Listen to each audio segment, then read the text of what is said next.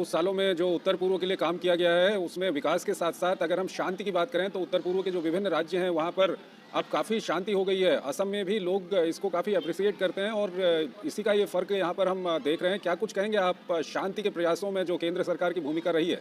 आज की तारीख में असम में अगर आप असम का ही लें तो उल्फा से लेके जो छोटे मोटे उग्रवादी संगठन थे उनका सरेंडर हो चुका है। लगभग सारे ग्रुप जो है, एक परेश बरुआ को छोड़ के अगर आप बताएं तो सारे के सारे जो उग्रवादी संगठन थे वो मुख्यधारा में लौट आए हैं। और मुख्यधारा में ही नहीं लौट आए हैं, वो अपने मुख्यधारा में लौटने के साथ में वो जीवन में अपनी प्रगति के लिए, अपने समाज की प्रगति के लिए वो तत्पर दिखने भी लगे हैं।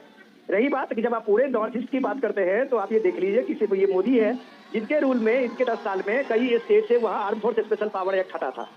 ये जो लोग आज आरोप मणिपुर को लगा रहे हैं या मणिपुर के लेके बात करते हैं, वो एक बड़ी एक्सीडेंट थी, वो एक जो जातीय विद्वेष थी, वो एक किसी भी तरह से उसको ये नहीं कहा जा सकता है कि वो उस समय का एक बड़ा एक तरह से ब्लॉट लगा हुआ था उसके पे।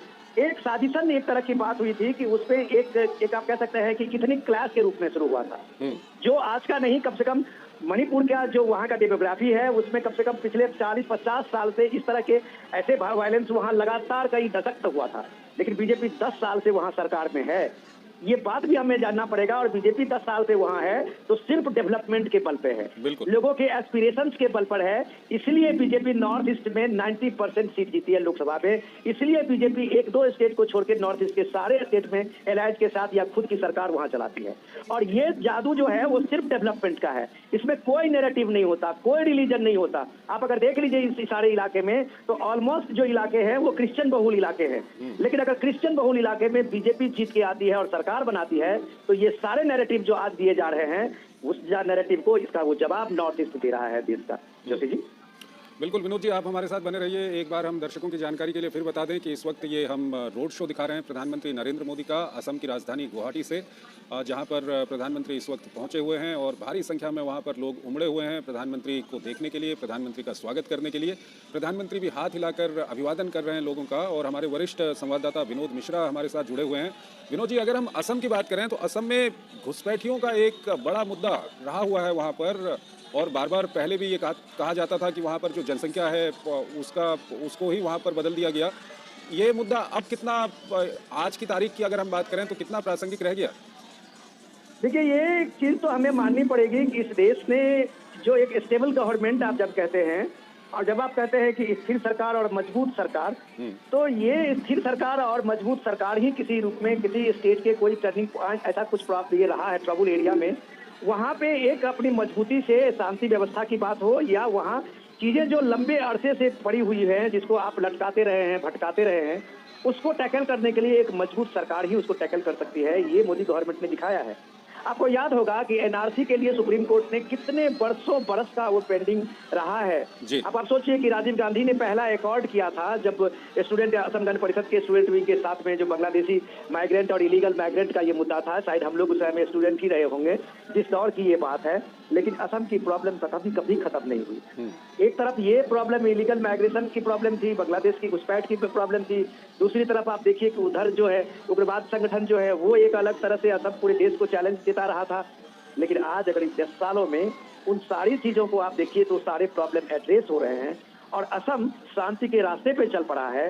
हेमंत बिस्वा शर्मा को आप देखिए कि उन सारे इलाकों में एक फर्म डिसीजन लेके और वो जो सारी सरकार जो इम्प्लीमेंट करा रहा है, चाहे वो सुप्रीम कोर्ट के ये उसमें एनआरसी का ये रहा हो या अभी सीए का जो मामला आया है उसका इशू हो, हर इशू में जो वहाँ लोकल नैरेटिव था उसको कम से कम जमीन पे खत्म उतारने का जो सबसे इम्पोर्टेंट काम किया है वहाँ का चीफ मिनिस्टर हेमंत बिस्वा शर्मा है। और मजबूती के साथ लोगों में एक विश्वास दिलाया और असम के लोग उसके साथ खड़े रहे तो वहाँ कोई नैरेटिव नहीं चला।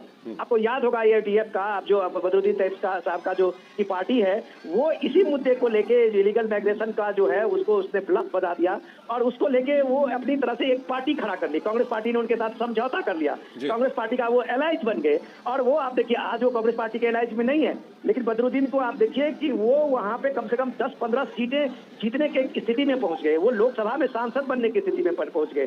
तो ये स्थिति जो आप एक पॉलिटिकल नैरेटिव दिया था उस नैरेटिव का नतीजा था।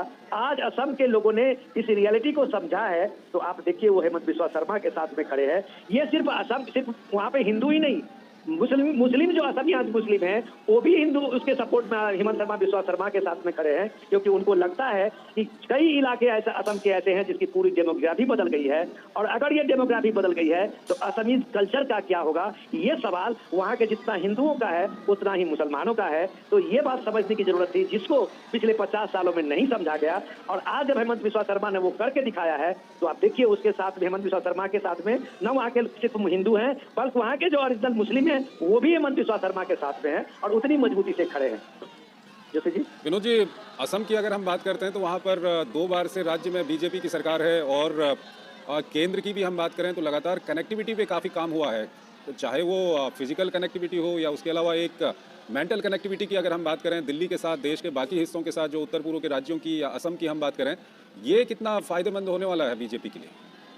देखिए, जो ये हम लोग कहावत में कहते थे कि दिल्ली दूर है, तो मैं तो ये कहूंगा कि नॉर्थ ईस्ट के लोगों के लिए तो शायद ये कितने बरस तक ये ऐसा ही स्लोगन रहा था, उन लोगों के लिए ये प्रोवर्ब रहा होगा कि दिल्ली दूर है, क्योंकि दिल्ली से क्या, राजधानी दिल्ली से, कैपिटल से कनेक्टिविटी क्या, उनको अपने एक से दूसरे स्टेट के लिए कनेक्टिविटी नहीं थी।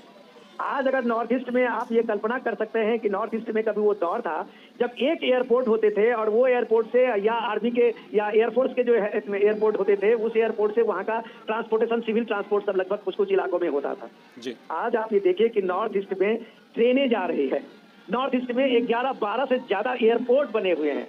नॉर्थ ईस्ट में कनेक्टिविटी के हालत ये है कि आप बिहार से अगर आप देखिए कि वहां से आप 3 घंटे के रोड कनेक्टिविटी का मैं बता रहा हूँ कि बिहार के उस हाईवे पे एक्सप्रेस वे पे आप 3 घंटे चल के वहां आप गुवाहाटी पहुंच सकते हैं, 3 घंटे पहुंच के बिहार से आप वहां सिक्किम पहुंच सकते हैं। ये इस देश का हाल है, तो आप बताइए कि नॉर्थ ईस्ट दिल्ली से कितनी दूर रह गया है। तो ये इस चीज ने लोगों को ये पहली बार एक्नॉलेज किया है कि वो भी भारत के उतने ही हैं जितने ही भारत के यूपी वाले हैं, जितने ही भारत के बिहार वाले हैं, जितने ही भारत के कोई और स्टेट वाले हैं, उतने ही आज इस नरेंद्र मोदी के 10 साल ने नॉर्थ ईस्ट के हर स्टेट को फील कराया है कि उतना ही मणिपुर वाला भारत का है, उतना ही सिक्किम वाला भारत का है, उतना ही असम वाला भारत का है जितना यूपी, बिहार, राजस्थान, मध्य प्रदेश का है। ये सिर्फ एक कनेक्टिविटी ने साबित किया है। जोशी जी बिल्कुल विनोद जी, हमारे साथ बने रहिए। इस वक्त दर्शकों की जानकारी के लिए हम बता दें कि प्रधानमंत्री नरेंद्र मोदी असम की राजधानी गुवाहाटी में इस वक्त एक रोड शो कर रहे हैं, और वहां पर भारी संख्या में वहां पर लोग मौजूद हैं। सड़क के दोनों ओर वो प्रधानमंत्री का स्वागत कर रहे हैं, प्रधानमंत्री भी हाथ हिलाकर उनका अभिवादन स्वीकार कर रहे हैं। हमारे वरिष्ठ संवाददाता विनोद मिश्रा हमारे साथ जुड़े हुए हैं। विनोद जी, फिर एक बार में जो घुसपैठियों की हम लोग बात कर रहे थे उसी की ओर वापस आना चाहूँगा। असम में चाहे हम जो बोडो इलाका है वहाँ की हम बात करें, असम के विभिन्न इलाकों की हम बात करें, तो ये एक बड़ी समस्या थी।